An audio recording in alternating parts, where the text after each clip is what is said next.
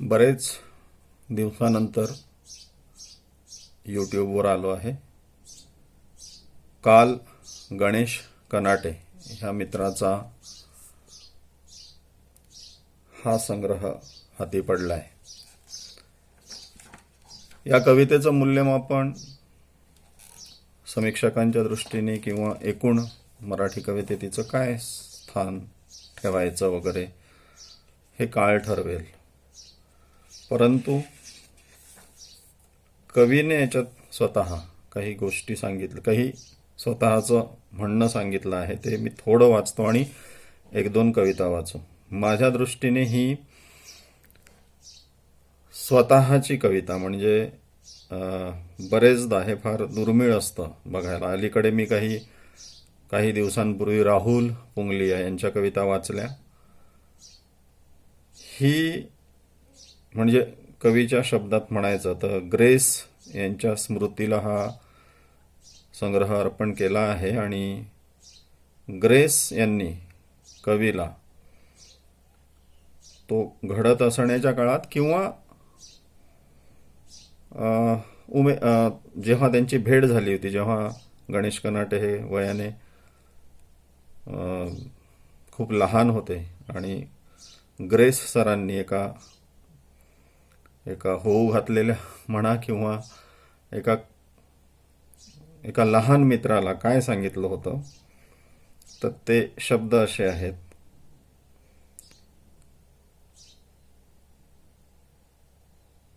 तुम्ही मला कविता अनुभवणे कंसात वाचणे नव्हे शिकवले. लिहिल्याच कधी कविता तर कुणाचेही, अगदी कुणाचेही कधीही अनुकरण करू नको. हे शब्द मी आदेशासारखे पाळले.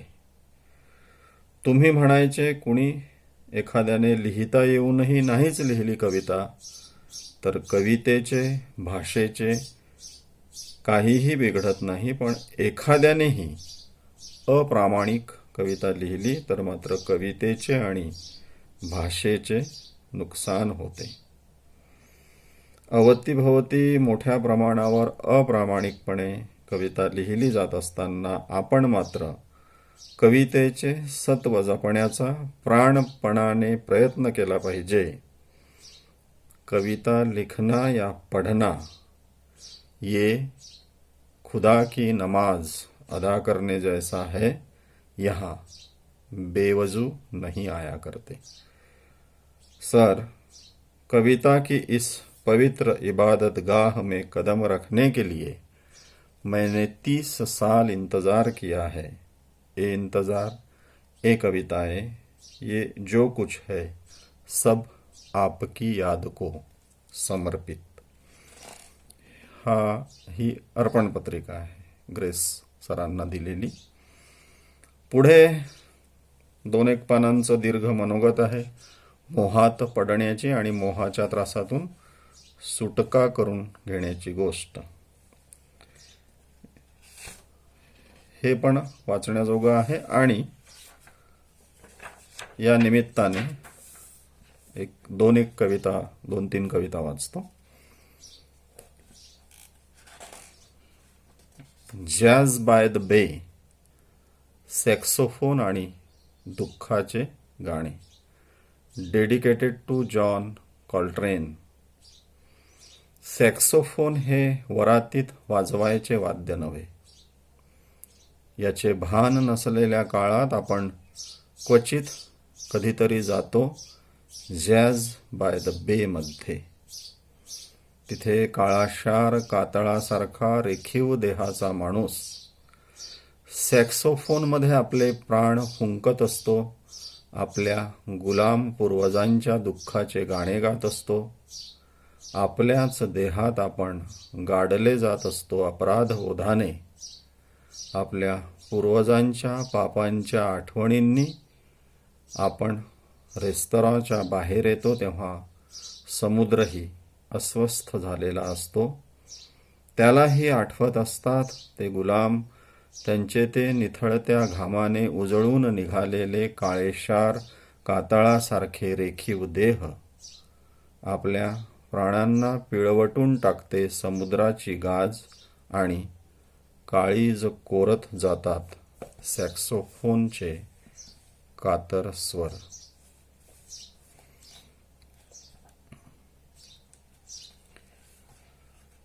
ही मरणाच्या फुलांची बाग आहे. मी या बागेचा माळी आहे. या फुलांचा रंग काळा आहे. मी काळा आहे. ही फुलं माझ्यावर सूड उगवतात.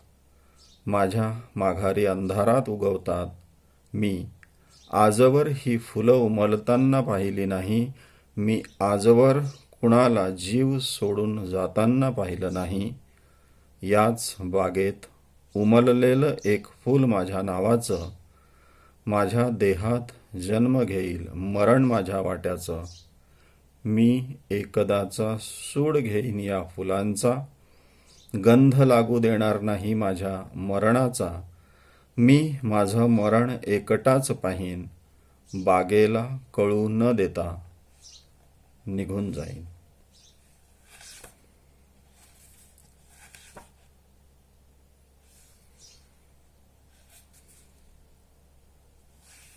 आणि आणखी एक कविता आहे.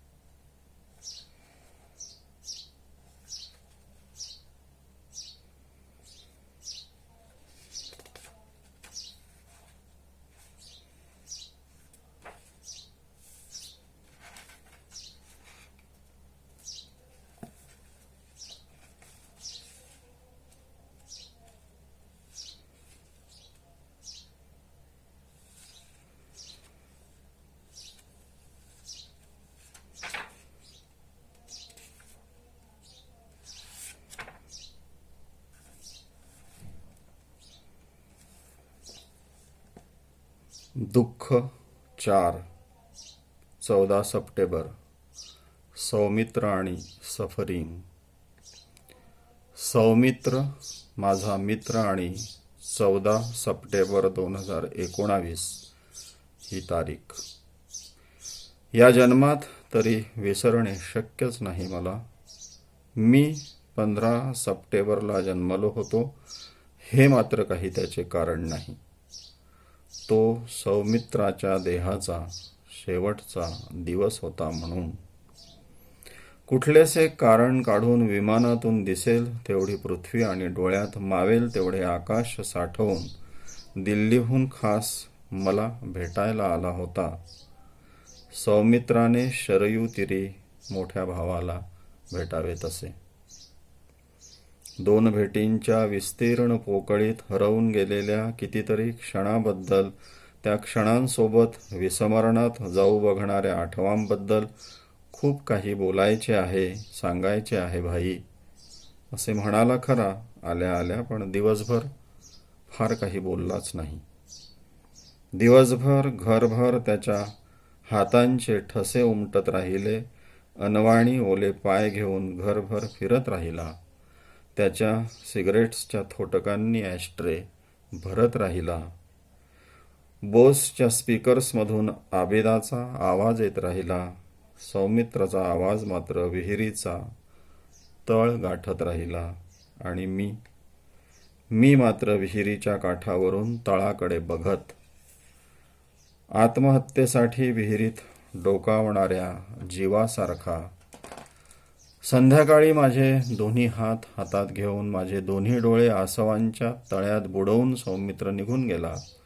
पुन्हा कधीतरी, पुन्हा भेटलोच तर आणि सापडलेच शब्द तर माझ्या येण्याचे आणि जाण्याचे कारण नक्कीच सांगेन मित्रा. एवढे बोलून सौमित्र निघून गेला तो न येण्यासाठीच. ॲना कॅरेनिनासारखा मुंबईच्या लोकलसमोर स्वतःला झोकून देताना सौमित्राच्या मनात काय आले असेल, त्याच्या डोळ्यासमोर काय तरळून गेले असेल, त्याचे मला काय सांगायचे राहून गेले असेल. मला कुणी काही सांगितलेच नाही असे नाही. त्याच्या डायरीने, त्याच्या बायकोने, त्याच्या अनेकानेक अपयशांनी मला खूप काही सांगितलेच नाही असे नाही.